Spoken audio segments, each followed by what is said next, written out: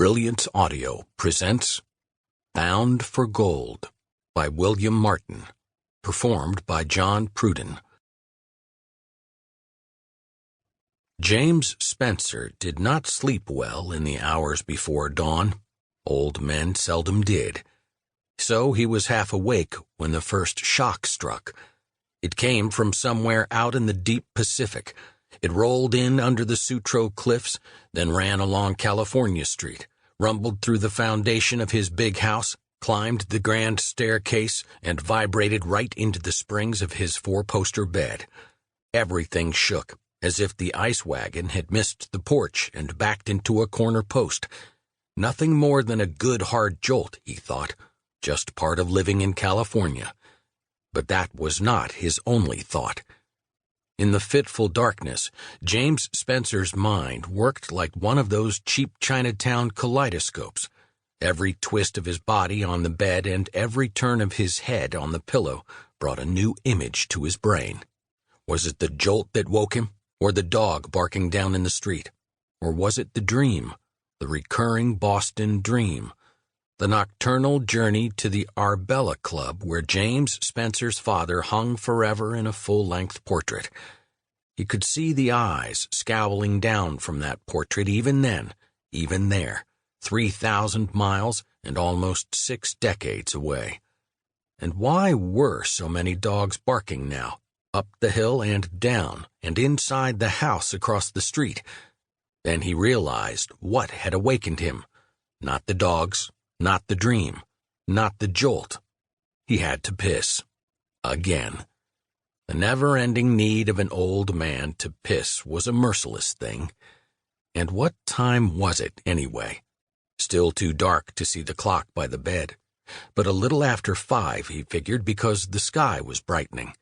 It was springtime in San Francisco, which meant it was springtime in the Sierra, too.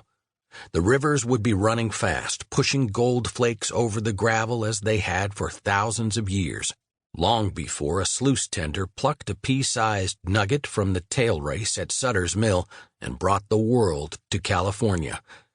Maybe if he thought about those rushing streams, if he imagined the sound of that flowing water, it might help him to piss. Then he could get dressed and go down to the office and spend a few quiet hours with his Gold Rush journal. He had been transcribing it, and the transcribing had become rewriting, and in the rewriting, an 81-year-old man had found what might be his final purpose. He would tell his descendants about himself and his wife and their role in the building of California. He would tell them about the Chinese. He would tell them about the Irishman who lived now like a spirit in his memory. He would even tell them about the Irishman's lost river of gold. But first, he swung his feet onto the floor and slid his toes about in search of his slippers. He could not find them. No matter. Cold feet might help him let go if visions of fast-flowing snowmelt failed. So he picked up the chamber pot and, following the principle that men always pissed standing up, he stood. That was when it hit him so hard that it took his legs out from under him, hit him as surely as if someone had smashed him in the back of his knees with a shovel.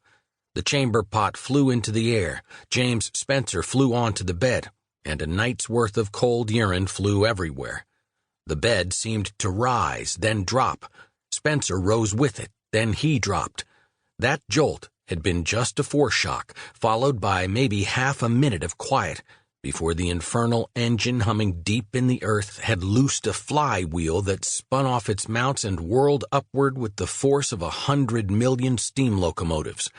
Now the light from the street lamp was dancing on the wall because the street lamp was swinging in the street, and the window itself was moving because the walls were moving, and the bed was moving because the floor was moving too.